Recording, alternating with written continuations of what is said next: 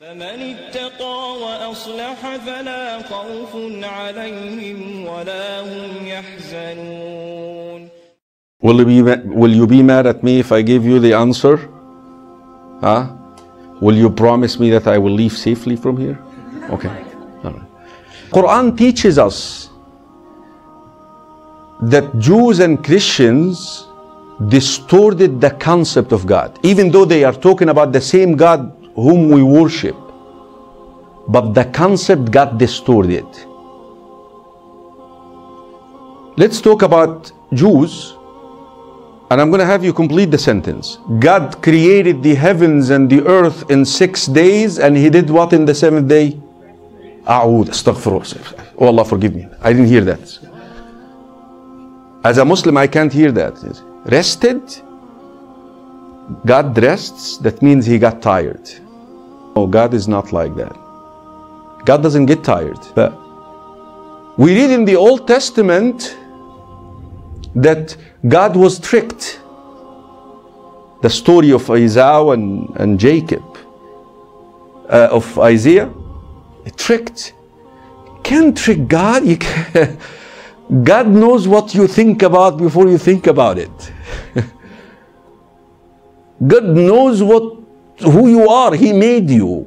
And we believe that before He created us, He knew who we are. He recorded that knowledge in a book.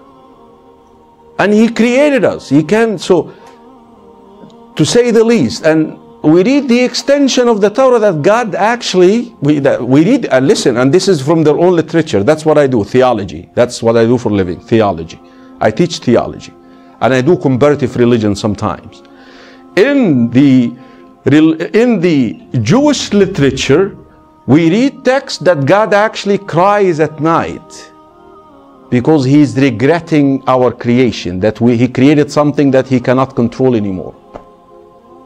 And the angels come and give Him comfort. Is that God that you want to worship? Is that God? Islam, no. Leave this alone. No, you can't say this about God. Let's move to Christians. And that's where I want that save out. What did Christians do? Very simple. In order to,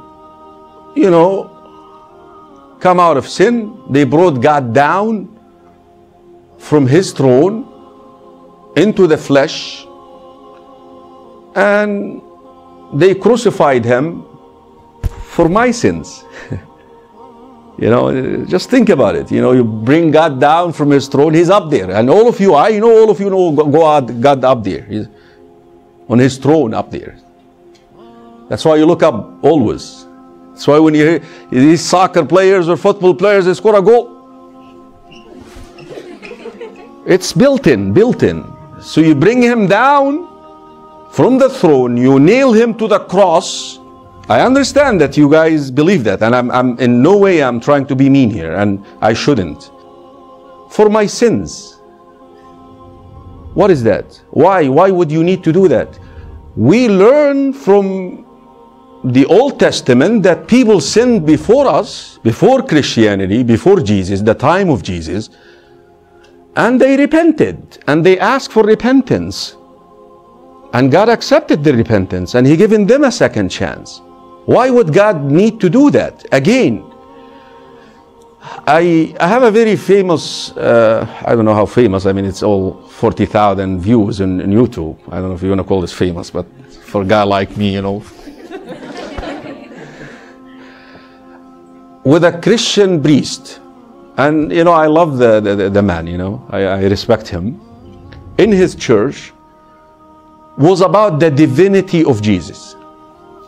Whether Jesus is divine or not. Is He God or not? In our revelation, which is the Quran, this is the language of debate now. When you're debating, we have one verse that finishes this subject once and for all.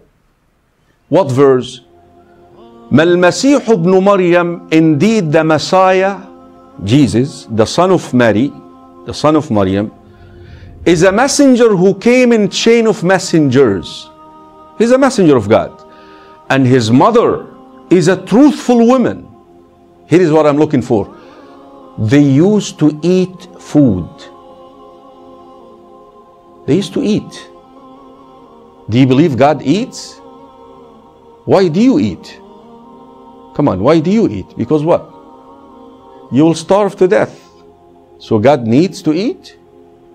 God needs to drink? So what do you need to do after you eat as a human? Oh man, God goes to the... So the priest came back rebuttaling me. You see, she's asking me the difference, and I'm trying to give the difference. He said, Imam Karim, listen, Imam Karim has a problem with God going to the bathroom. What's wrong with God taking a leak? So I came back and I said, there is the difference between Islam, Christianity, and Judaism. Me as a Muslim, to speak of God, I must have evidence. I must have evidence because I have not seen God. So now to make up stories about God, no, in Islam. We have a verse in the Quran that says what? قُلْ إِن كَانَ لِلرَّحْمَنِ وَلَدٌ فَأَنَا أَوَّلُ الْعَابِدِينَ. Say to them, if Allah has a son and He tells me that He has a son, I'll be the first one to worship. But He doesn't have a son. He doesn't need a son. Why do you need a son for? In the human language, you need a son because you're gonna die and you want your child to carry your last name after you. God doesn't die. In my culture, I come from Egypt originally, and my father was a farmer. He produced 12 kids, and you know what was the motive? To help him farm. I was supposed to help him farm. I ran away. Does God need someone to help him administer and manage his kingdom? No. That's the difference between Islam, and that is why Islam is here. Islam is teaching the same exact things you believe in. Islam actually enhances every single thing which you believe in. But the only thing that Islam reforms is the concept of God. Who is God? Corrects that, rectify that. And that's the area.